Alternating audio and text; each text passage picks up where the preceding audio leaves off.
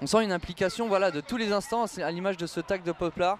Ouais, derrière sa récupération de la part de 5-1, puis la frappe bien captée par Simon Pont-de-Mai. Il y avait le rebond pourtant sur la tentative de Calenda Messi. Ça n'a absolument pas surpris Simon Pont-de-Mai. Et premier tir cadré aussi à la 11e minute pour l'US Concarneau.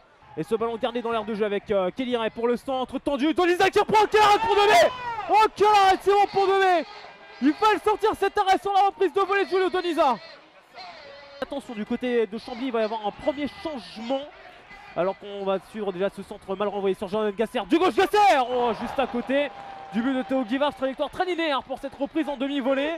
Thibaut Jacques. Donc Thibaut Jacques, aïe aïe aïe. Un petit peu de dégagement de la part de Laurent Héloïse. Il attendait plutôt le ballon dans l'axe et c'est finalement un très bon compte qui veut partir avec le double petit pont et une 2 surtout proposé par Thibaut 5-1 qui va avoir de l'espace sur la droite, de l'espace sur la gauche. Il va préférer partir justement sur ce côté gauche de surface de réparation. Saïdina, ça c'est dedans. Contre éclair de l'US Concarneau. Et à la 34e minute, le bon de Nicolas Clorac peut exulter. Et Saïd Daza peut essayer ce but de l'autre côté du terrain. 1-0 Concarneau. Ambiance garantie.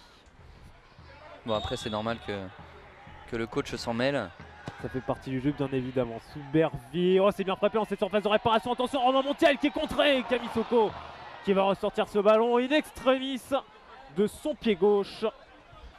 Et Concarneau aura réussi à tenir lors du premier quart d'heure avant de filer droit au but. Pour cela, remercions Thibaut 5-1 qui délivre une passe décisive merveilleuse à Saïd Idaza. 1-0 pour Concarneau à la pause. Ouais, Souberville, ce corner il est bien frappé. Guy Varche un petit peu à la peine sur cette sortie. Mais derrière, quel arrêt sur la frappe de John Poplar. On n'était pas loin de l'égalisation à la 74e minute. Ça peut être, oui, un match fou. Ah, surtout si Tomori fait des percées comme celle-ci. Tomori, toujours Tomori, la frappe au-dessus du but de Théo Guivarch.